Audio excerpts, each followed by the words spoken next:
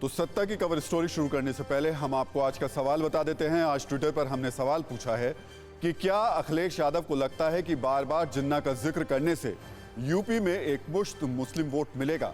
इस सवाल का जवाब आप TV9 भारतवर्ष के ट्विटर हैंडल पर दे सकते हैं। हम आपकी राय शो के दौरान लगातार दिखाते रहेंगे। सत्ता में आज हम बात सत्ता की शुद्ध राजनीति की करेंगे। आज बात उस राजनीति की जो सत्ता के लिए इतिहास में दर्ज घटनाओं को, इतिहास के दर्ज चरित्रों को इतिहास से खींचकर राजनीति के मैदान में ले आती है। सत्ता की यह राजनीति इतिहास में अपने फायदे के लिए इतिहास की व्याख्या अपने मुताबिक करती है। कई बार आरोप लगते हैं कि सत्ता की राजनीति इतिहास के नायकों को खलनायक और खलनायकों को नायक भी बनाती है। यूपी में कुछ ऐसी ही राजनीति हो रही है। यूपी की राजनीति में इतिहास से जिस चरित्र को उठाकर मैदान में उतारा गया है उसका नाम है मोहम्मद अली जिन्ना। भारतीय स्वतंत्रता संग्राम का वो चेहरा जिसे इतिहास विभाजन का जिम्मेदार माना जाता है, जिसे इतिहास लाखों लोगों की मौत और बेबसी की वजह मानता है। लेकिन अब वही जिन्ना यूपी चुनाव में मुद्दा बन रहा है। 7 दिन में दूसरी बार समाजवादी पार्टी के मुखिया अखिलेश यादव को जिन्ना की याद आई।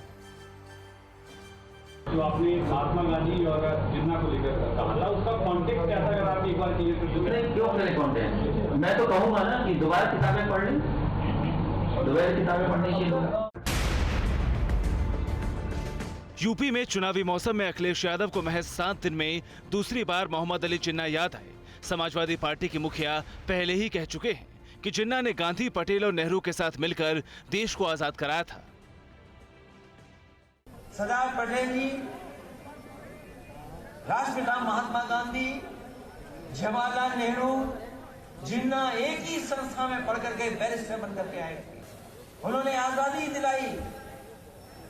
उन्हें किसी भी तरीके से किसी का भी संघर्ष करना पड़ा होगा तो वो पीछे नहीं हटे। आज वही लोग जो देश को एक करने की बात कर रहे हैं, वो हमें और आपको जातियों धर्म में बांट रहे हैं। अगर हम जातियों धर्म में बढ़ जाएंगे तो हमारा देश क्या होगा? अपने इस बयान पर अखिलेश निशाने पर रहे। चुनावी मौसम में इस बयान को बीजेपी समेत दूसरी पार्टियों ने जमकर मुद्दा बनाया। लेकिन समाजवादी पार्टी के मुखिया अपने बयान पर सफाई देने या पीछे हटने की बजाय अब ठोक कर इसे दोहरा रहे हैं।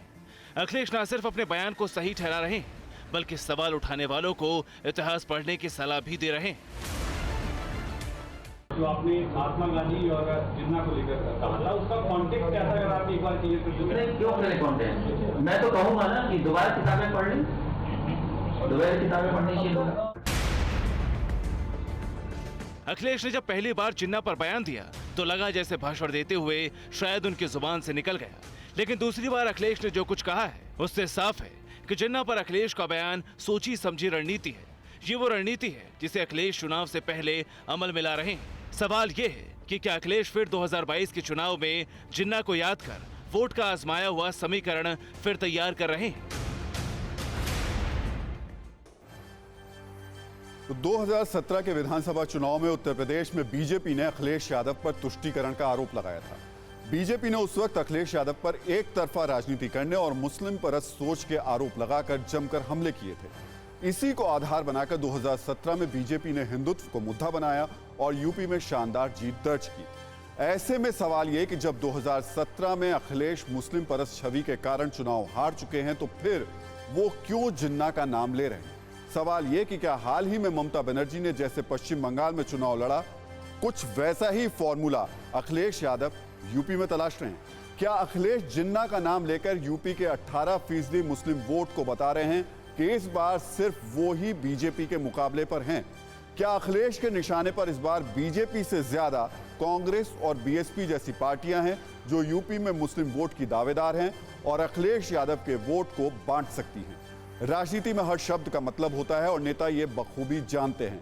चुनावी माहौल में अखिलेश जिस तरह से जिन्ना का नाम ले रहे हैं उससे साफ है कि ये उनके बड़े प्लान का छोटा हिस्सा है। हम उस प्लान को भी डिकोड करेंगे, लेकिन पहले आपको सुनाते हैं कि जिन्ना को लेकर बीजेपी ने अब अखिलेश पर कैसे निशाना साधा है। उत्तर प्रदेश के अंदर परिवर्तन देखने को मिला होगा। पहले भाइयों बहनों, प्रदेश का ये पैसा कब्रिस्तान की बाउंड्री पर खर्च होता था, आज मंदिरों के पुनर्निर्माण और सुंदरीकरण पर खर्च हो रहा है। यही अंतर है सोच पर। जिनको कब्रिस्तान प्यारा था वो पैसा, जनता का पैसा वहां लगाते थे।